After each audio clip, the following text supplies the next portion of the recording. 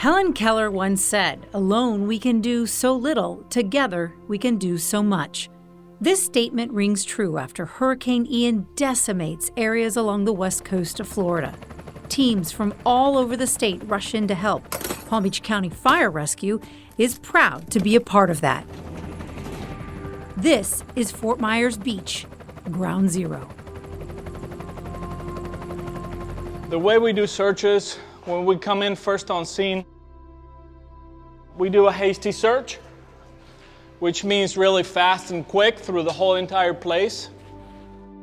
Not just the houses, but the streets and the neighborhoods. Palm Beach County Fire Rescue Lieutenant Alex Mirich's boots are among the first on the ground, deployed with FEMA's Urban Search and Rescue Florida Task Force 2.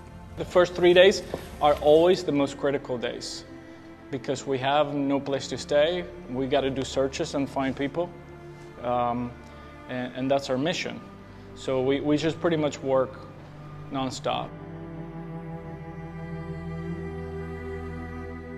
There was a lot of injured in the first 24 hours, 48 hours. We were finding people that were walking up to us, walking wounded, that had been through a real battle to stay alive over the course of those floodwaters. You know, that storm surge was unlike anything I've ever seen. The first day or two we were here, people were telling us, they're like, yeah, I was in my 2-story house. And from their 2-story house, they saw a family sitting on the roof riding down the street. Hundreds stayed on the island during the storm, including seniors and disabled. Upon arrival, Florida Task Force 2 encounters elderly who need to be evacuated and many with medical emergencies. The cardiac arrest event right there on the boom. We had a respiratory incident in one of the homes in here that one of the other medical specialists was on scene. The water line, where this wall meets that overhang, so unless they got through into the attic. After the storm, with no food and water, the residents are eager to evacuate the island, but the rescue crews know they're staying for the long haul. We had heavy equipment come in, kind of start peeling this away so that we had a place to put the camp together.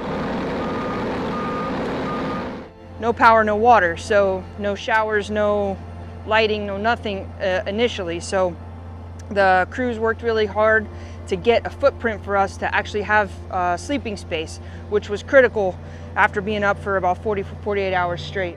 Getting refilled with water to supply the showers, the decon station.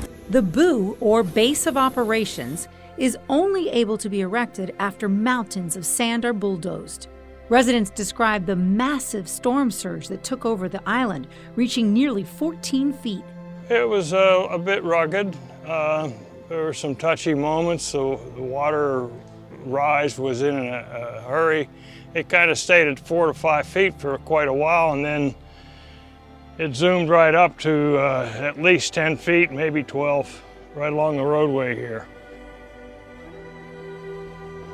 You got boats all over the roads. There's a fire station that's completely destroyed. It's wild. Some of the neighbors had said they saw a huge wave crash from the boulevard this direction and just knocked out everything from here to the street. Daniel decided to hunker down in his house while water reached the window of his second story. He watched the other homes wash away. It's horrendous. There's so much rubble, so many pieces of homes that are left, just unbelievable. It's more devastating than any tragedy movie. This is real life, and it is not easy. That's the retreat house. Yeah. Okay. So we hit this little structure, just do a 360 around that structure, and come back out. The shining light in all of this, he says, are those who came to help. These individuals are great. Probably within 24 hours of the storm, there was a temporary feed station and phone charging station. The urban search and rescue teams work in squads. I think it comes all the way up. Yeah. There's a lot of homes that are no longer here. So everything is documented. Every street, every address, every house gets searched and marked multiple times.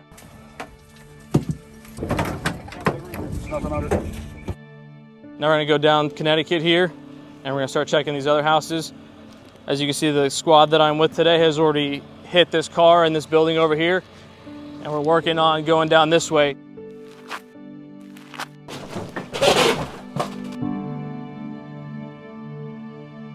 One of the other Task Force 2 guys stated that everything's good inside. All right, let's plan on completing our grid. We didn't miss anything from the hasty and the primary searches. Tag in the buildings after we go through them with tape.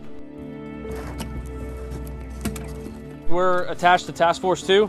Each tag is signed in with Florida Task Force 2 and then the date 10/6, which is today's date. The color of this tag is just symbolizing that we did our secondary search, and then this tag right here resembles us actually going to here. It goes on until teams have searched every single corner, and they're sure there are no more survivors. In some cases, there's not much left to search. This was all ground level. It was right here, the sand and it's just it got washed out. USAR teams use dogs, live search dogs, and sadly, cadaver dogs once time has passed. This time, Palm Beach County Strike Team members are embedded in the process. This is a really humbling experience, being able to come out with these crews, witness firsthand the devastation and the chaos that's been going on the past few days. We've been gone for about 10, 11 days now to help the community out the best way we can. Thursday morning, we got our mission to come to here, Fort Myers Beach, to assist with Task Force 2 and mitigate hazardous responses.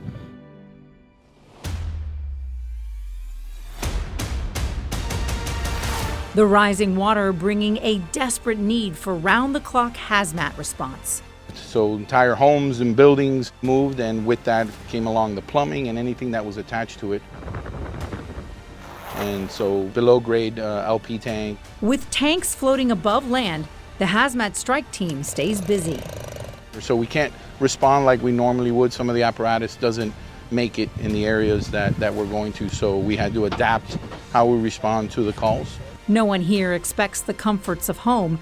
The mission is to serve and to make sacrifices to get the job done. Just behind the tent, you see those buckets. That is our washing machine.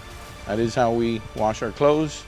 Our drying racks are debris that we found, and we made makeshift drying rack, and that's how we dry our clothes.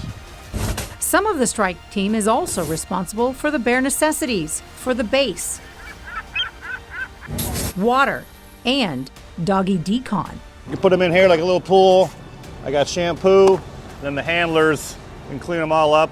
We've got a couple that have fallen into pools and also the canal, and it's very dirty and stagnant water. So we just do a decon for them over here, and that's the service I'm providing. And closer to the marina, Shiva and Matthew come back to the island after the storm, looking for their houseboat. A lot of people that live on boats here, and they're all piled up over there just trying to take care of each other and everything. Yeah. The stories are, talk about stories. Harrowing. They stayed on their boats during it, and it's, yeah. You listen to it, and it's just incredible. They find theirs far from where they had left her as the storm was approaching. So we didn't know where the boat was, so we started out over there, and I grabbed some binoculars and found her just tucked up over here. I've been through 5 hurricanes, being from the other coast too, and I've never seen anything like this. They are beyond grateful for the immediate rescue response. To see all the different names on the trucks and where they're from, and it's just so much gratitude. But not everyone has a home to go back to. The ruins of my former house. Yet they are still finding ways to stay positive. Amazing survival tales. Really amazing. You know, people jumping in freezers and floating to a house when theirs is falling apart, or climbing across debris in the floodwaters and getting to someone else's house. The homeowner erecting a special message to the rescue teams. I want to make sure I get it up before the search and rescue people leave. I want to make sure they see it because they've been all over the place, and it's a hard job, looking for people. Over on the mainland, the damage is not as devastating, yet there's still work to be done. A second firefighter strike team stationed across the bridge. We forced about 530 doors that day. We were attached to Task Force 7. Their mission that day was to force doors, do some welfare checks. This is the bridge here. And yet another group with Palm Beach County Fire Rescue personnel assigned to DeSoto County inland. The Region 7 All Hazards Incident Management Team is called in to help manage an extended incident like this, which means Palm Beach County is part of providing resources to our state neighbors. This is what it means to send East Coast love over to the West Coast. They would do the same thing for us. We were here for Charlie. They remember it. Their mission? To establish a base camp for all responding teams in DeSoto County and the surrounding areas. Emergency vehicles, law enforcement, fire engines, and even the EOC staff that report here every day, they had 3 trucks here and they were able to come and fuel. Palm Beach County Administrator Virginia Baker making a special visit to convene with other county administrators and to thank everyone. I cannot say how much the county administrator, Mandy, appreciates the fact that we were a part of her team to help them get through this. This is a railroad track here. I am just so proud of Fire Rescue. You guys do an awesome job for all of us in our county, but now you're also helping the rest of the state. And you're helping an area that's devastated from this storm. And Palm Beach County Fire Rescue did send help all across the state. Dispatchers deployed to Charlotte County. That's part of the Telecommunicator Emergency Response Task Force, or TERT, working emergency backup dispatch. We also sent personnel as part of a communications strike team to access comms for incoming teams, standing up a mobile radio tower for first responders, and a division chief to help Charlotte County as their ops section chief, creating a base camp for post-storm workers. There's no doubt the road ahead is long, but the journey is underway. Finding the boat was like when we could be lifted up. Just help the community out the best way we can, and then hopefully build back better like they've been trying to do. People want to be positive. They may have lost everything, and they always have something positive to say. They want to get out of this. They're looking forward to getting out of this. The rest of the people get put underneath that tent. The rebuilding process it's incredible. I mean, as you can see, there's so many agencies involved in this.